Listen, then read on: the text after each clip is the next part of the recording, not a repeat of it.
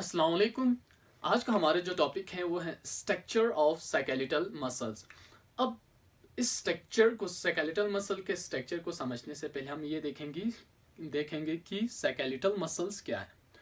तो साइकेलिटल मसल्स वो तमाम मसल्स हैं जो कि आपकी बॉडी के अंदर आपके हड्डी के साथ आपके बोन्स के साथ अटैच हो, जो कि कंट्रैक्शन और रिलैक्सेशन का प्रोसेस करके आपको मूवमेंट में हेल्प करें, उसको हमने कहा साइकेलिटल मसल्स। तो यहाँ पे जो साइकेलिटल मसल की जो स्ट्रक्चर, पूरा स्ट्रक्चर को हमने यहाँ पे ड्रा किया हुआ है डायग्राम की मदद से। अब यहाँ पे हम समझेंगे।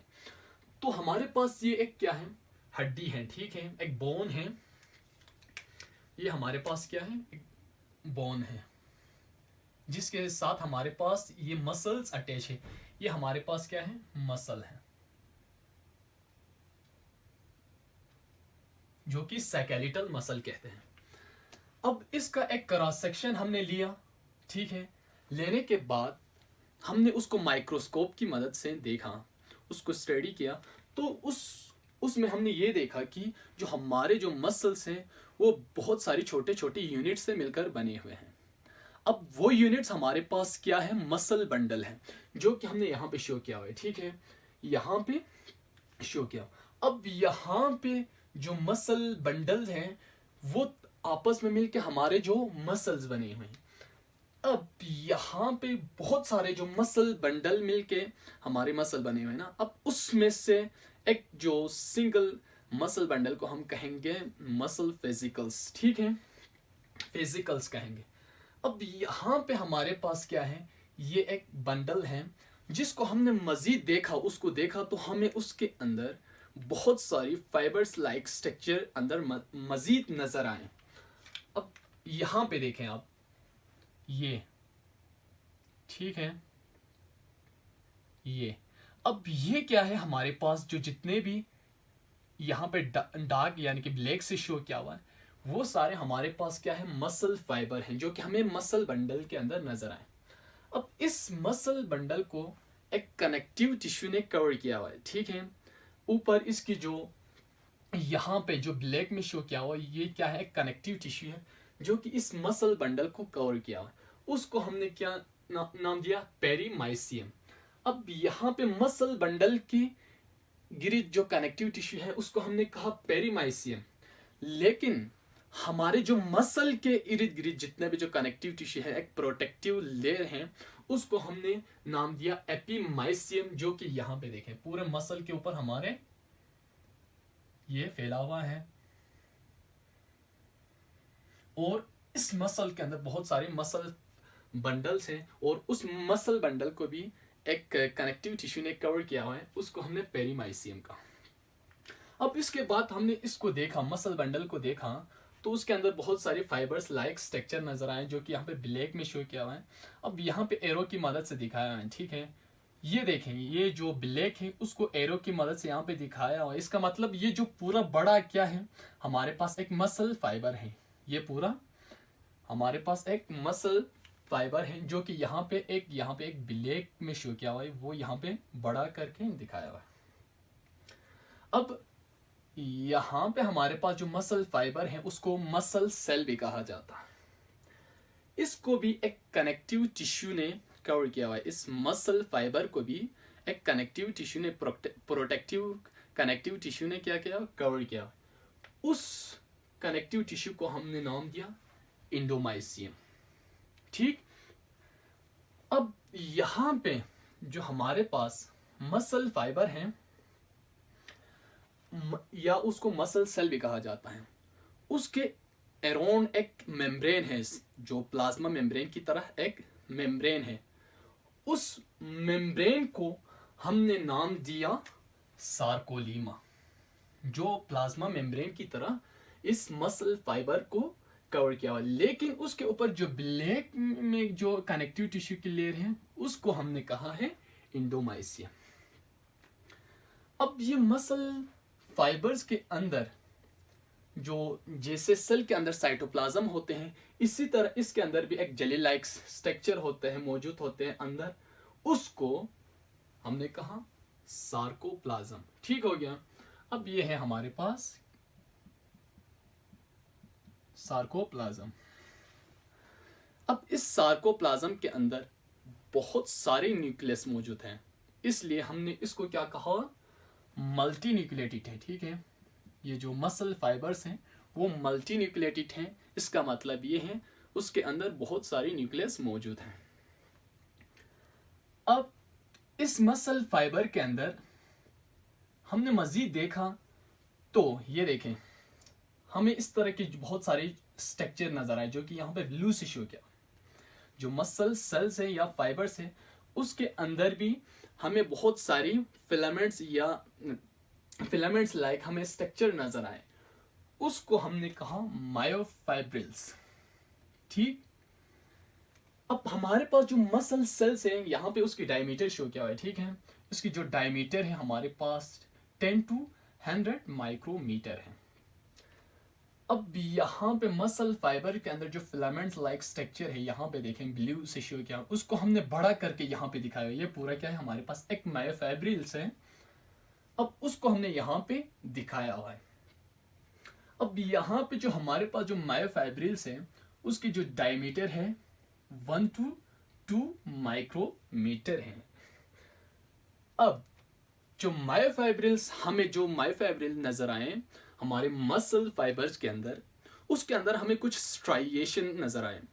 अब स्ट्राइएशन मींस डार्क और उसके अंदर लाइट रीजन हमें नजर आए, जिसको हम स्ट्राइएशन कहते हैं। अब यहाँ पे हमारे पास जो मायोफाइब्रिल्स हैं उसके अंदर जो स्ट्राइएशन हमारे पास किसकी वजह से आया, दो किस्म के फिलामेंट्स मौजूद है यहाँ पे। एक हमारे पास यहाँ पे है जो थोड़ा सा पतली है, ठीक है, थिन है, उसको हमने कहा यहाँ पे दिखाया। ठीक है, जो ब्लैक है उसको हमने यहाँ पे शो किया हुआ है। यहाँ पे देखें, ये है एक्टिन फिलामेंट, उसको हमने एक्टिन फिलामेंट कहा। और जो यहाँ पे ब्लू से शो किया हुआ है मोटे धागे नुमा स्ट्रक्चर मोटा जो फिलामेंट्स है उसको हमने यहाँ पे शो किया ब्लू में, जो कि मायोसिन फिलामेंट कहते हैं। ठीक है, अब ये पूरा जो फिलामेंट्स है एक्टिन और मायोसिन इस मायोफाइब्रिल्स के अंदर मौजूद होते हैं। ये जो मायोफाइब्रिल्स हैं इसके अंदर ये जो फिलामेंट्स मौजूद होते हैं। तो यहाँ पे हमने जो स्ट्रक्चर ड्रा किया हुआ है वो हमारे पास जो मायोफाइब्रिल की स्ट्रक्चर है। अब यहाँ पे देखें इसकी जो स्ट्रक्चर को समझे ताकि हमें ये समझ आए कि मसल कंट्रैक्ट और रिलैक्स किस तरह होते हैं। अब ये है हमारे पास मायोफाइब्रिल की स्ट्रक्चर। अब उसकी स्ट्रक्चर को देखा तो मायोफाइब्रिल्स के हमें दो फिलामेंट नजर आए। उसके अंदर एक है हमारे पास एक्टिन फिलामेंट, दूसरा हमारे पास मायोसिन फिलामेंट। जो मायोसिन फिलामेंट होते हैं यहाँ पे जो वो होते हैं थिक, मोटे होते हैं। ठीक, और जो एक्टिन फिलामेंट होते हैं वो यहाँ पे देखें ब्लैक में वो पतले होते हैं। जो मायोसिन फिलामेंट जिस रीजन में है वो हमें डार्क नजर आते हैं। ठीक, क्योंकि ये मोटे हैं। और जो एक्टिन फिलामेंट जिस रीजन में है वो हमें लाइट नजर आते हैं। अब यहाँ पे जो मायोसिन देखें, यहाँ पे जो मायोसिन फिलामेंट है जिस रीजन में मायोसिन फिलामेंट मौजूद हैं और थोड़ा बहुत हमारे पास जो एक्टिन फिलामेंट भी इसके बीच में घुसा हुआ है। ठीक है, दोनों साइड से उस पूरे जो बैंड्स को हमने कहा ए बैंड, उस पूरे बैंड को हमने क्या कहा, ए बैंड। और जो सेंटर में एक रीजन है जिसमें सिर्फ हमारे पास मायोसिन फिलामेंट है, उसको हमने क्या कहा, एच जोन। यहां पे दिखाया हुआ है एच जोन। ठीक, अब ये मायोसिन फिलामेंट और एक्टिन फिलामेंट को मायोसिन इसलिए नाम दिया क्योंकि ये मायोसिन प्रोटीन से बने हुए। ठीक है, अब यहाँ पे हमारे पास जो एक्टिन फिलामेंट हैं वो एक्टिन प्रोटीन से बने हुए हैं, इसलिए हमने इसको एक्टिन फिलामेंट नाम दिया। अब इसके अंदर कुछ लाइंस हैं और कुछ और बैंड्स हैं। अब यहाँ पे हमारे पास जो डार्क बैंड है उसको हमने कहा ए बैंड, जिसमें हमारे पास मोटे धागे होते हैं। अब यहाँ पे ए बैंड डार्क क्यों होते हैं, क्योंकि ये मायोसिन फिलामेंट्स हैं जो कि मोटे होते हैं। और एक होते हैं हमारे पास आई बैंड। अब आई बैंड लाइट होते हैं, ठीक है, जिसकी वजह ये है कि जो एक्टिन फिलामेंट होते हैं वहाँ पे, और एक्टिन फिलामेंट क्या होते हैं, वो थिन होते हैं, पतले होते हैं। अब हमारे पास जो ए बैंड है, ए बैंड जिसमें मायसिन फिलामेंट है, मोटे धागे, उसको मायसिन फिलामेंट को सेंटर से एक लाइन कट कर रहा है, ठीक है, सेंटर से बाइसेक्ट कर रहा है एक लाइन। उस लाइन को हमने नाम दिया एम लाइन, ठीक हो गया, जो कि ये वाली लाइन है, ठीक है, ये वाली लाइन। अब हमारे पास जो एक्टिन फिलामेंट है उसको भी एक लाइन ने क्या कर रहा है, एक लाइन उसको भी सेंटर से बाइसेक्ट करेगी, यानी कि जो आई बैंड है हमारे पास उसको भी एक लाइन बाइसेक्ट कर रहे हैं सेंटर से, उसको हमने कहा जी लाइन। अब यहाँ पे भी क्या है, आई बैंड है, यहाँ पे ए बैंड है, इसके बाद यहाँ पे क्या आएगा हमारे पास आई बैंड, इसी तरह आगे फिर ये ए बैंड आएगा, फिर आई बैंड आएगा, इसी तरह सीक्वेंस में चलते हैं ये मसल्स के अंदर। मसल के कहा, मसल के मायोफिब्रिल के अंदर। अब ये हो गया हमारे पास जी लाइन। अब यहां पे एक जी लाइन है और यहां पे एक जी लाइन है। अब दो जी लाइन के दरमियान जो स्पेस है उसको हमने नाम दिया सार्कोमेयर, ठीक हो गया। अब ये हो गया हमारे पास सार्कोमेयर। दो जी लाइन के दरमियान जो स्पेस है उसको हमने क्या नाम दिया, सार्कोमेयर। अब यहां पे देखें, जो एक्टिन और मायसिन फिलामेंट जब देखें मसल कंट्रैक्ट होगा तो क्या होगा, यहां पे जो हमारे पास एक्टिन फिलामेंट है और ये हमारे पास मायसिन फिलामेंट है, ये एक दूसरे के ऊपर इस तरह स्लाइड करेगा, और जब मसल कंट्रैक्ट होगा तो ये क्या होगा, एक दूसरे के अंदर इस तरह घुस जाएगा, यानी कि स्लाइड करेगा, एक दूसरे के ऊपर इस तरह स्लाइड करेगा, जिसकी वजह से ये दोनों ये जो हमारे पास एक्टिन फिलामेंट है वो मायसिन फिलामेंट के अंदर इस तरह स्लाइड करेगा, ठीक है, जिसकी वजह से क्या होगा, मसल कंट्रैक्ट होगा। अभी देखें, अभी जो स्टेट हमने आप लोगों को यहाँ पे दिखाया हुआ है, ये है हमारे पास रिलैक्स फॉर्म में, रिलैक्स कंडीशन में हमने दिखाया। जब ये मसल्स कंट्रैक्ट होंगे तो क्या होगा, ये जो हमारे पास एक्टिन फिलामेंट है, ये एक्टिन फिलामेंट ये आगे की तरफ मुंह करके यहाँ पे आएगा, ये भी आगे की तरफ मुंह करके यहाँ पे आएगा, जिसकी वजह से हमारे पास जो जी लाइन के दरमियान जो डिस्टेंस है वो कम हो जाएंगे, और सार्कोमेयर भी हमारे पास जो उसकी लेंथ भी कम हो जाएंगे। अब इस तरह मसल कंट्रैक्ट और रिलैक्स का प्रोसेस होगा। जब रिलैक्स होगा तो फिर ये अपनी इस तरह के स्टेट में आएंगे।